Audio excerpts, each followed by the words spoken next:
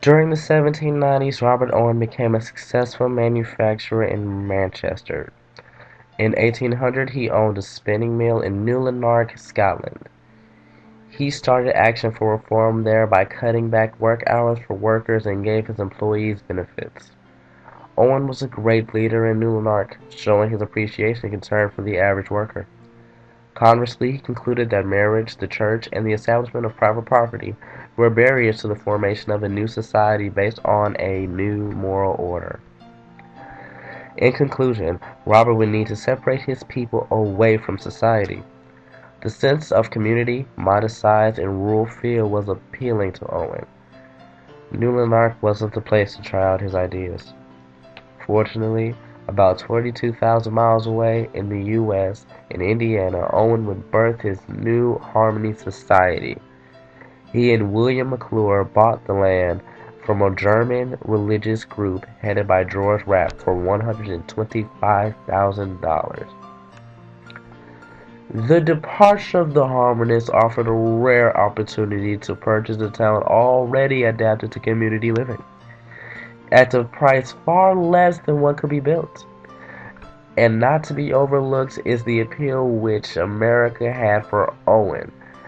Here Owen believed freedom and progress were thriving and society was much less encrusted with custom and tradition than in Europe.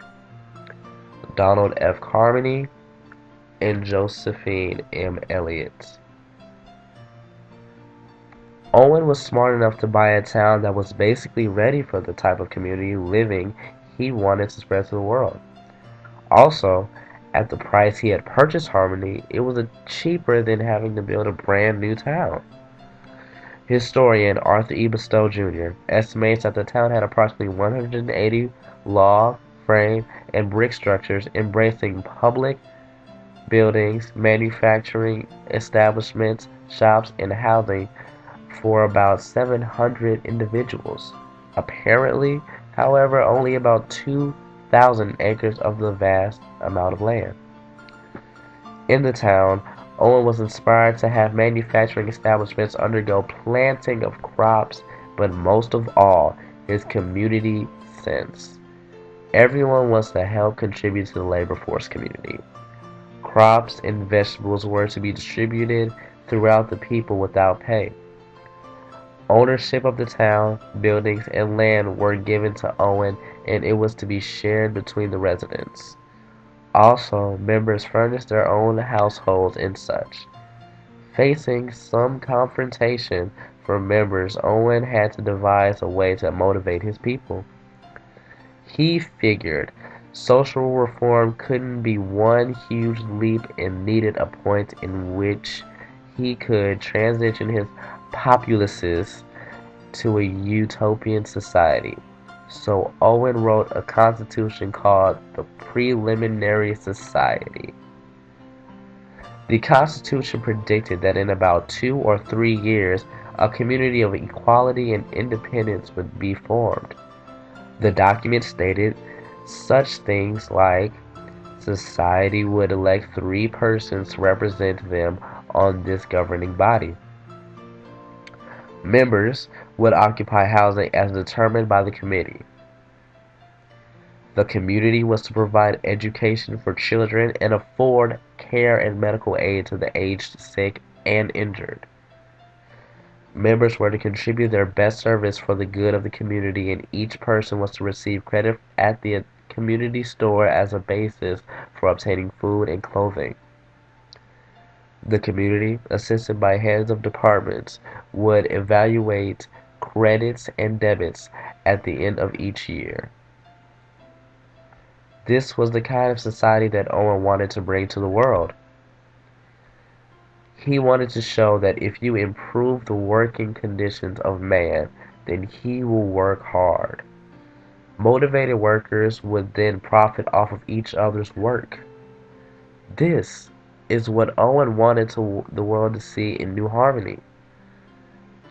It was not a religious-based utopian society for the sheer reason that Owen did not believe in a higher power. The New Harmony Society dissolved after 1829.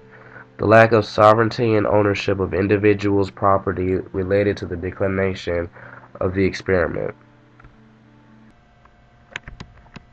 It seemed that the difference of opinion, taste, and purposes increased just in proportion to demand for conformity. 2 years were worn out in this way, at the end of which I believed that not more than 3 persons had at least hope of success. Most of the experiments left in despair of all reforms, and conservatism felt itself confirmed. We had tried every conceivable form of organization and government. We had a world in a miniature. We had enacted the French Revolution over again with despairing hearts instead of corpses as a result. It appeared that it was nature's own inherent law of diversity that had conquered us.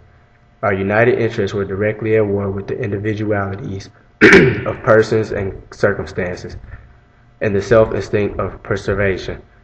And it was evident that just in proportion to the contact of persons or interests, so are concessions and compromises indispensable. Josiah Warren. Robert Owen's revelation of social reform was not realized. The New Harmony Society was just a utopian endeavor that never made it. To this day, New Harmony is the scientific center of national significance, a nice quiet place that has over 250 years of history buried in its buildings. A man's life and character could be changed and evaluated by improving the environment and through education.